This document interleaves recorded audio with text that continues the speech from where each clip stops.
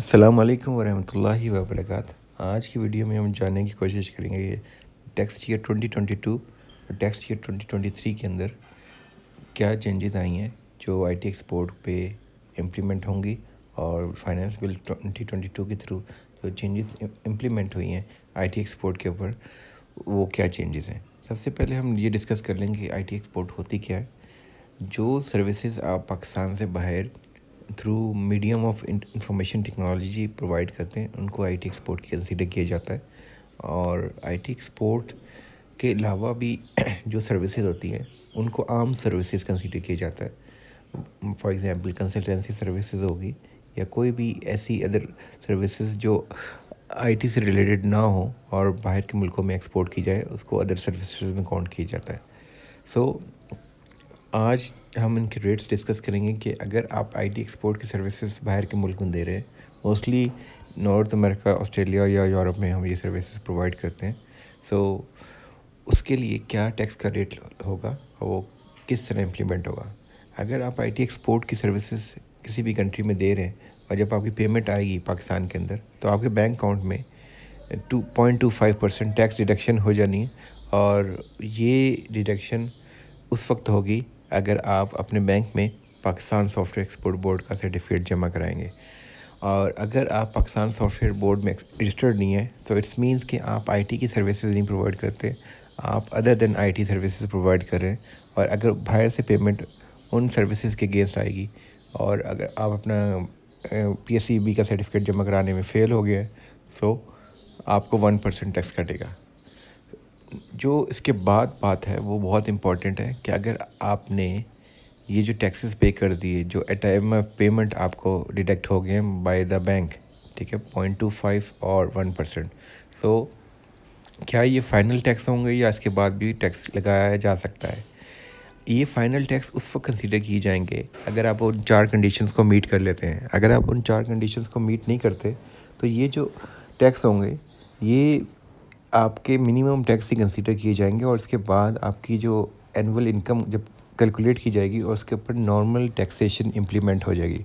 हम एग्जांपल लेते हैं कि अगर 5 मिलियन रुपीज़ आपकी एनुअल इनकम है और आपका 1% टैक्स कटा हुआ है, इट्स मीन कि 50,000 रुपीज़ आपका टैक्स कटा हुआ है।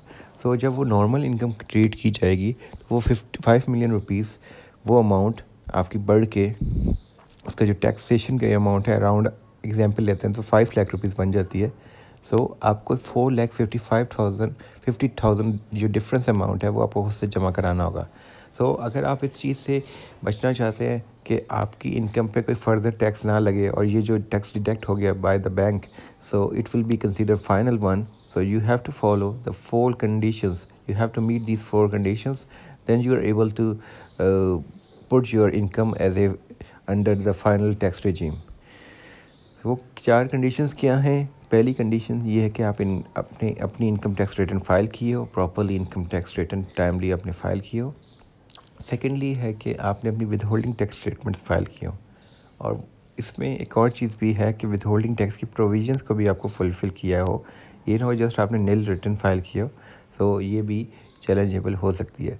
थर्ड, आपने सेल टैक्स रिटर्न अपनी प्रॉपरली फाइल की हो। इवन अगर आप प्रोविंस में फॉल करते हैं तो अपने provincial sale tax return file की हो, अदरवाइज़ आपको फेडरल की सेल टैक्स रिटर्न फाइल करना लाजमी है। No credit for foreign taxes paid shall be allowed. आपने कोई टैक्सेस जो फॉरेन टैक्सेस आपने पे किए हैं इंटरनेशनली, उसका टैक्स क्रेडिट क्लेम ना किया हो। अगर ये चारों कंडीशंस आप मीट कर लेते हैं, तो फिर आपकी जो डिडक्शन हुई है 0.25% या 1%, वो फाइनल कंसीडर की जाएगी और उसके ऊपर कोई फर्दर टैक्स नहीं लगेगा। ये जो सारे जो प्रोसीजर्स हैं और ये जो रूल्स डिफ़ाइन हो रहे हैं, ये टैक्स ईयर 2022 और 2023 के लिए हैं। इट्स मीन कि 1 जुलाई 2022 से ये चीज़ इम्प्लीमेंट हो जाएगी। 1 जुलाई से जो भी आपको पेमेंट आए, तो उसमें आप मेक श्योर कर लें कि आपकी 0.25 टैक्स डिडक्शन हो रही है या 1% हो रही है। अगर 1% हो रही है और आप पीएसईबी के साथ रजिस्टर्ड है, तो आपने अपना सर्टिफिकेट जाके बैंक में जमा कराना है और उनको इंटीमेट करना है कि हमारा 0.25 डिडक्शन करें। और उसके साथ साथ अगर आपने सेल टैक्स में अपने आप को रजिस्टर नहीं करवाया, तो आप अपने आप को सेल टैक्स में रजिस्टर करवाएं। और अगर आप कंपनी है तो और विद होल्डिंग टैक्स की प्रोविजंस को फॉलो नहीं कर रहे, so you must have to follow the withholding tax provisions. इसकी हमारी सेपरेट वीडियो है कि विद होल्डिंग टैक्स एजेंट कौन होते हैं, आप उस वीडियो को भी देख सकते हैं।